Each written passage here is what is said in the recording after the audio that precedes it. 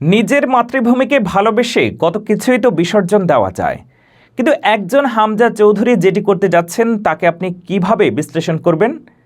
ইংল্যান্ডের মতো দেশের উচ্চবিলাসী জীবনযাপন, ক্যারিয়ার কিংবা হাজার কোটি টাকার নিশ্চয়তা রেখে শুধুমাত্র এই বঙ্গপাড়ের দেশটাকে ভালোবেসে ছুটে আসছেন হামজা। সব ঠিকঠাক থাকলে খুব শীঘ্রই লাল সবুজের জার্সির প্রতিনিধিত্ব করবেন সিলেটের হবিগঞ্জের শিখরধারী এই মিডফিল্ডার। শৈশব থেকে ফুটবলের প্রতি আগ্রহ থেকে মাত্র 5 বছর বয়সে স্থানীয় ক্লাবে অনুশীলন শুরু করেন তিনি। 7 বছর বয়সে লেস্টার সিটি একাডেমিতে যোগদান করেন। ইংলিশ লিগ লেস্টার সিটি ক্লাবের হয়ে এই পর্যন্ত শতাধিক ম্যাচ খেলেছেন হামজা।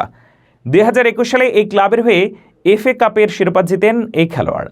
ইতিপূর্বেই হামজা চৌধুরী ইংল্যান্ডের বয়সভিত্তিক দলের প্রতিনিধিত্ব করেছেন। তবে হামজা বেশ কিছুদিন আগে থেকেই বাংলাদেশের হয়ে খেলার আগ্রহ প্রকাশ করেন। এবার লাল সবুজের জার্সি গায়ে খেলার সেই স্বপ্ন পূরণের খুব কাছাকাছি আছেন হামজা। হামজা দেওয়ান চৌধুরী 1 অক্টোবর 1997 সালে লফবরো ইংল্যান্ডে জন্মগ্রহণ করলেও তার পূর্বপুরুষরা বাংলাদেশের হবিগঞ্জ জেলার। ছোটবেলা থেকে হামজা চৌধুরীর বাবা মায়ের সাথে বাংলাদেশে আসা যাওয়া করতেন। সর্বশেষ 2021 সালে তিনি বাপদাদার ভিটেতে ঘুরে যান। ইতিমধ্যে তিনি আনুষ্ঠানিকভাবে বাংলাদেশের পাসপোর্ট গ্রহণ করেছেন। এই বছরের প্রথম দিকেই ইংলিশ ফুটবল অ্যাসোসিয়েশন থেকে এনওসিও পেয়েছেন হামজা, যা তাকে তার মাতৃভূমির জন্য খেলার পথে আরও এক ধাপ এগিয়ে দিয়েছে। প্রক্রিয়াটি এখন শেষ পর্যায়ে আছে এবং বাফুফে ফিফার অনুমোদনের অপেক্ষায় রয়েছে। ফিফা সম্প্রতি হামজার নানির কিছু তথ্য চেয়ে পাঠিয়েছে। বাফুফে খুব দ্রুতই ফিফার কাছে এই তথ্যগুলোও প্রেরণ করবে বলে আশা করা হচ্ছে। এরই মধ্যে একটা আশা তৈরি হয়েছে যে হামজা চৌধুরী ভারতের বিপক্ষে মার্চ মাসে হতে যাওয়া AFC এশিয়ান কাপ কোয়ালিফায়ার্স ম্যাচে বাংলাদেশের হয়ে প্রথমবারের মতো খেলতে পারেন। তবে এই আশা কিছুটা ক্ষীণ করে দিয়েছেন বাংলাদেশের জনপ্রিয় ক্রীড়া সাংবাদিক রিফাত মাসুদ।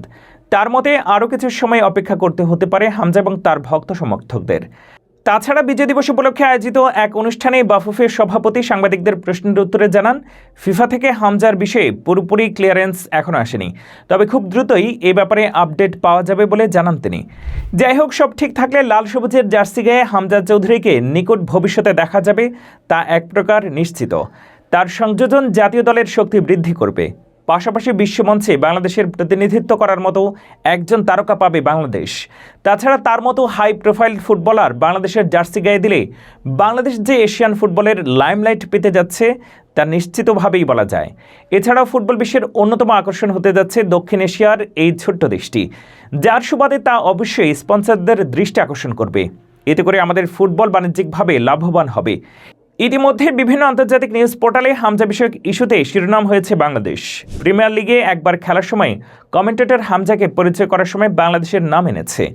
হামজা আসলে বিশ্বের আনাচে কানাচে ছড়িয়ে থাকা আরও অনেক প্রবাসী ফুটবলার এই দেশের দিকে নজর দিবে, যা দিন শেষে দেশের ফুটবলেরই সুনাম বয়ে আনবে।